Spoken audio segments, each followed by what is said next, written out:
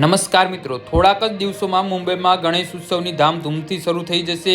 હાલ અનેક મંડાલાઓના બાપાની મૂર્તિઓ લઈ જવામાં આવી છે। ઠેર ઠેર બાપાના આગમનથી સવારીઓ જોવા મળી રહી છે। આ વચ્ચે જ મુંબઈમાં એક મોટી કરુણતા સર્જાઈ છે। સાઉથ બોમ્બેના ભુવનેશ્વરમાં ગઈકાલે રાત્રે ભુવનેશ્વર ચા રાજાની આગમન યાત્રા નીકળી હતી ને આ યાત્રામાં અનેક ગણેશ ભક્તો જોડાયા હતા।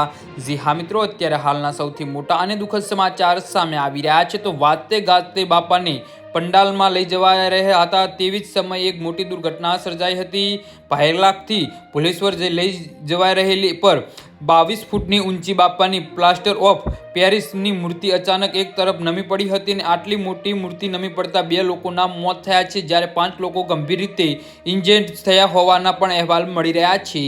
જી હા મિત્રો, તો આના વિશે તમારું શું કહેવું છે તો નીચે અમારી કમેન્ટ બોક્સમાં જરૂરથી જણાવજો અને અમારી યુટ્યુબ ચેનલને સબસ્ક્રાઇબ કરવાની ભૂલતા નહીં। ધન્યવાદ।